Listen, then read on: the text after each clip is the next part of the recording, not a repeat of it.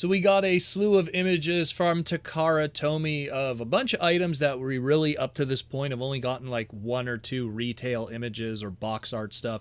Stuff like the Lyolea Silver Optimus Prime Convoy from the Monster Hunter Synergen X collaboration, or even some much better images of the Prima from Age of the Prime. So if you want to go check those out, those are all out there looking really good.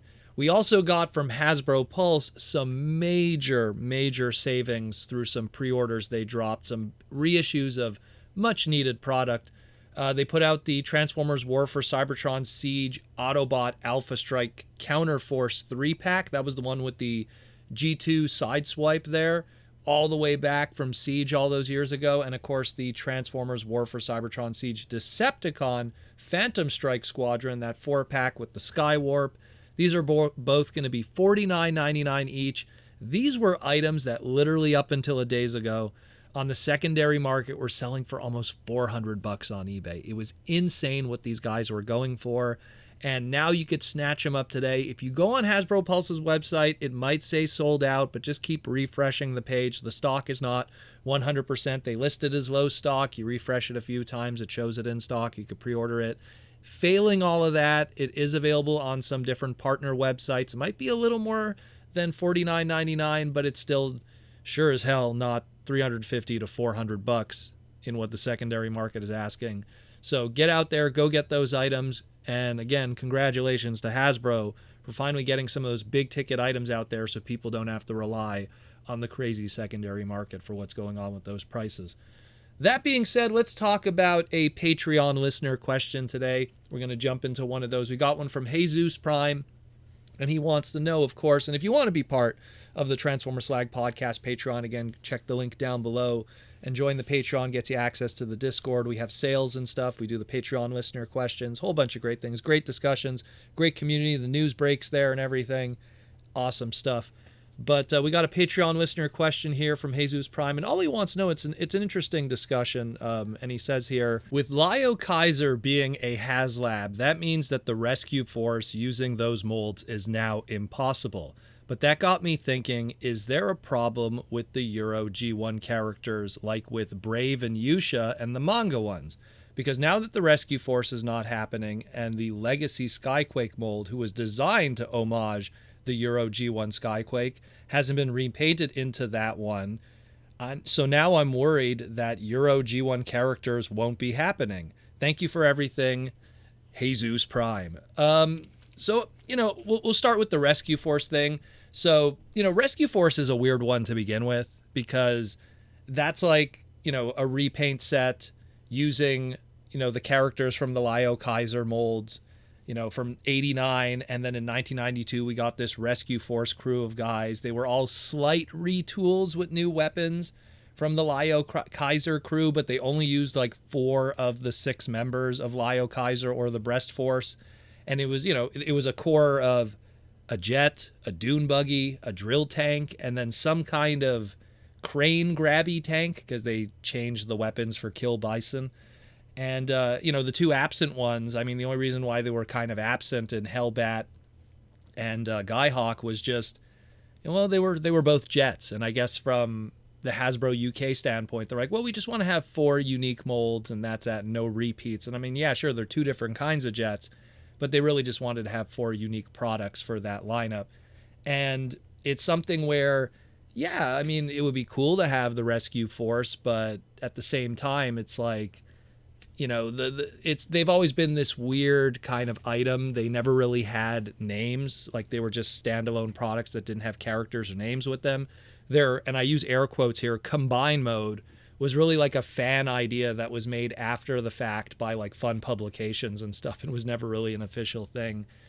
I mean, I could still see the Rescue Force appearing in some shape or form in the future. Through other repaints of other products, other jets, other dune buggies and stuff like that. Will I see them from the HasLab Lio Kaiser tooling? Well, if Hasbro Pulse stays true to their rules that they have with Hasbro Pulse, which is there's no redecos, no retools of previous releases, then we won't ever see the Rescue Force from those guys. But then again, Hasbro Pulse said on live streams a lot of stuff, and, the word of mouth ruling that they've always had, and those have been broken in the past. I mean, again, not too long ago, we had Evan saying, oh, we're never going to get an Optimus Prime character as a HasLab item. And well, we all know how that worked out.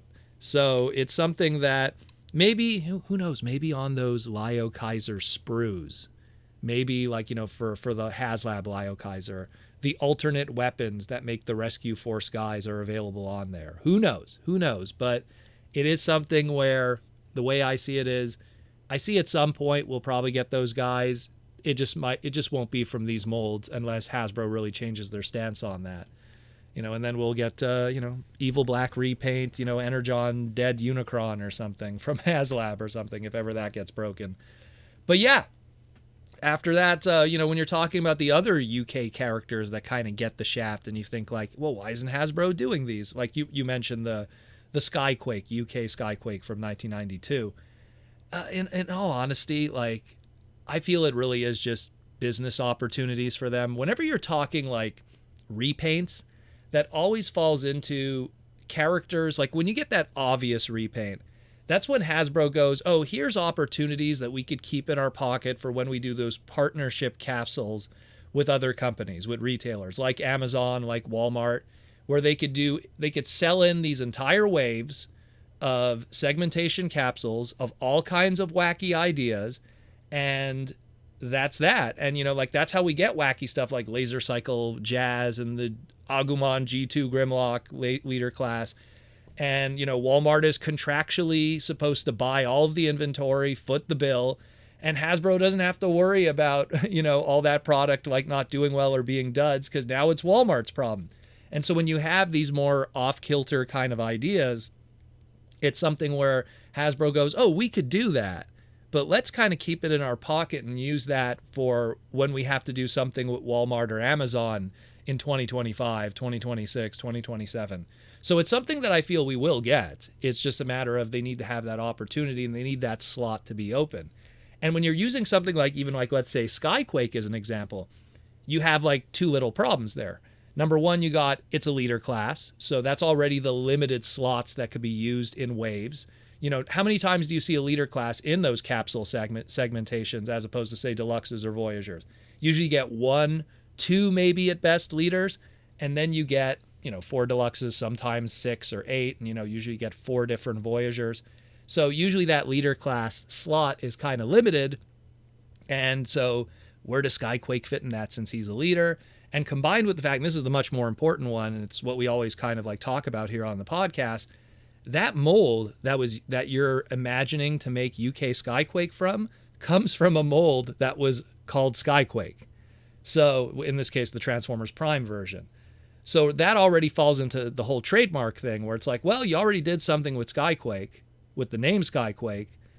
Let's wait 3 to 5 years and then wait for a trademark renewal before we do another Skyquake. And then we'll do that one. And then 3 to 5 years from now, Walmart will want to do some kind of, line segmentation, and then we'll throw a UK Skyquake in there as the leader class. That's usually what happens. It's usually the logic of it and from the business standpoint. And as it pertains to, like, let's say other UK characters, like, let's look at stuff that's also in that same, year and vein.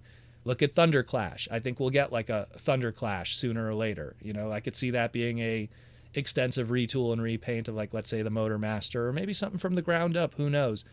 And then we're talking like even stuff like Rotor Storm from that same year. Rotor Storm actually did get some love not too long ago. In late 2020, there was a Hasbro Pulse Generation Selects item of Rotor Storm. So it's just about the right opportunity, the right time. Repaints are the easy sell-ins for Hasbro, but they still involve manufacturing, they still involve factory time, and all of that related to it. So usually when you have these kind of items that are easy to make in terms of design ideas, and you don't have to worry about tooling, but you still have to kind of find a platform for it, it's usually a lot easier when it's the Walmarts and the Amazons and the exclusive kind of capsules, because then it's their problem, for lack of better words. So that's where I could kind of see that going. Going back again to the Rescue Force, maybe they could be something like that too. Again, not so much maybe the HasLab thing, but maybe at some point a Dune buggy could be retooled and turned into, like, Rescue Force Member 3 and so on and so forth. And I could see that. It's not going to combine per se, but until HasLab change their stance on how they handle using their molds in the future, that's unfortunately how things are going to be. So I hope that answers that question a little bit. Maybe we could hope for different stuff in the future. Again, things have changed in the past when it comes to the hard and fast rules of HasLab. Maybe they will at some point, and then we'll get some Rescue Force members that just so happen to have breastmasters and, new weapons and stuff like that. Who knows? We will see.